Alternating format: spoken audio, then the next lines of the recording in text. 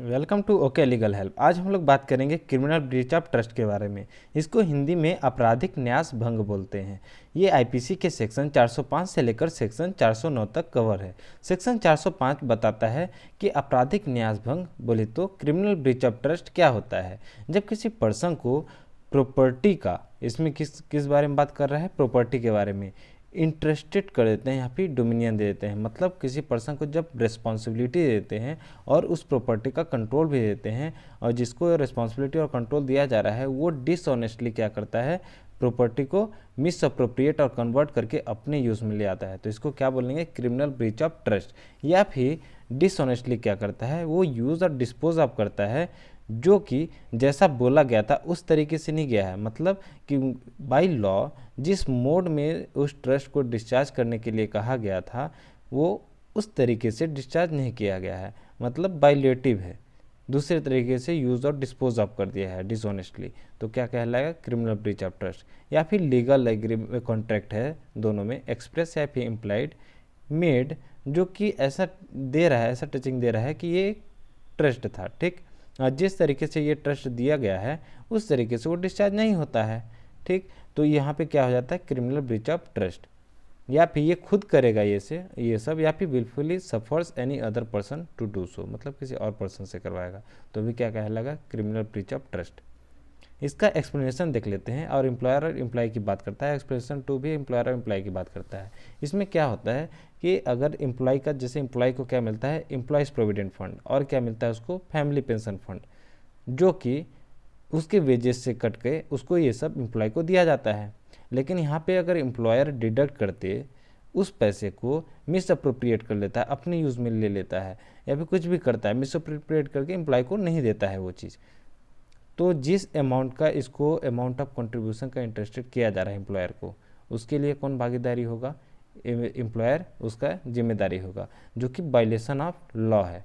मतलब लॉ द्वारा बोला गया है कि एम्प्लॉय को ईपीएफ और एफपीएफ देना चाहिए, लेकिन एम्प्लॉयर क्या करता है, उसको डिडक्ट करके मिस अप्रोप्रिएट कर देता है अमाउंट को।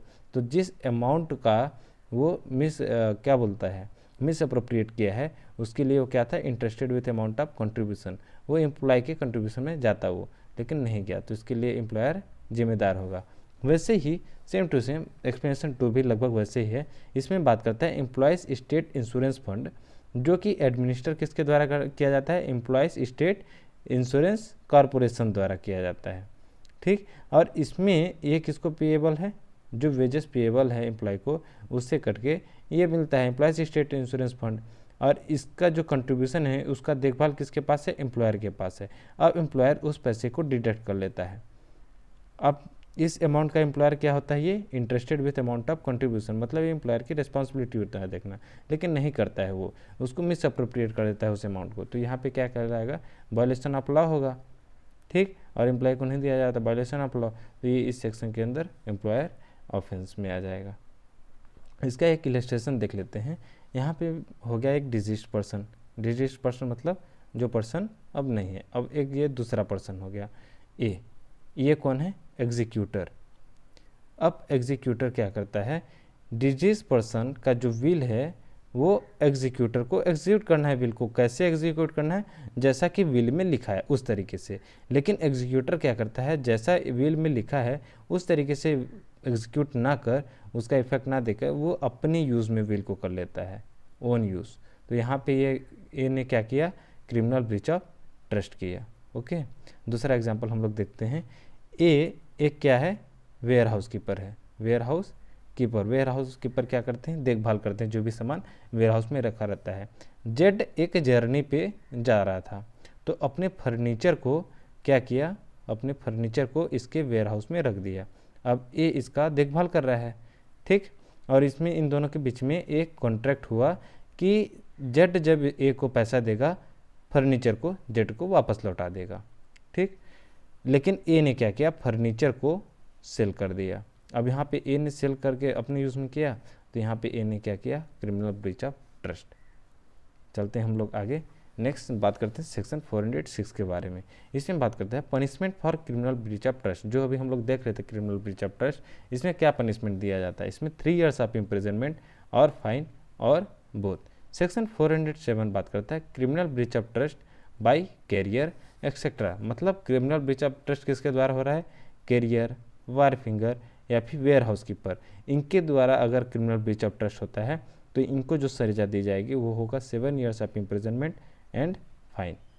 सेक्शन 408 बात करता है criminal breach of trust bye clerk और सर्वेंट। मतलब जो कोई पर्सन जो इसमें ऑफेंडर है वो कौन है? क्लर्क है, सर्वेंट है या एम्प्लॉयड एज क्लर्क और सर्वेंट। अब उस प्रॉपर्टी का उसको इंटरेस्टेड कर दिए हैं क्लर्क सर्वेंट को, ठीक, या और डोमिनियन भी दे दिए हैं, और वो क्या करता है? क्रिमिनल ब्रीच ऑफ ट्रस्ट करता है, इसका ऑफेंस करता है, तो उसको जो सजा दी जाएगी क्लर्क और सर्वेंट को, वो होगी 7 years of imprisonment and fine. Section 409 बात करता है criminal breach of trust by public servant और बाय बैंकर, मर्चेंट एक्सेट्रा। मतलब जब किसी पर्सन को इंटरेस्टेड या डोमिनियन दिया जाता है किसी प्रॉपर्टी का, और जो पब्लिक सर्वेंट है, ठीक, वो उस तरीके से ना करके वो अपने यूज़ में कर लेता है, तो यहाँ पे पब्लिक सर्वेंट ने क्या किया? ऑफेंस किया इसके अंदर, और इस सेक्शन के अंदर लायबल होगा। या फिर कोई वे ऑफ बिजनेस, मतलब जैसे कोई बैंकर है, बैंक में बैंकर हुआ, मर्चेंट है, फैक्टर है, ब्रोकर है, जैसे इन्वेस्टमेंट में भी ब्रोकर होते हैं, ब्रोकर है या फिर रूम्स के ब्रोकर हैं, अटॉर्नी है, एजेंट है, ये सब क्या करते हैं? जब ये सब क्रिमिनल ब्रीच ऑफ ट्रस्ट करेंगे प्रॉपर्टी का, क्रिमिनल ब्रीच ऑफ ट्रस्ट, तो इनको सजा जो दी जाएगी वो होगी लाइफ इम्प्रिजनमेंट और 10 years of imprisonment and fine. It's all about today. We will meet in the next lecture. Once again, welcome to Kelly.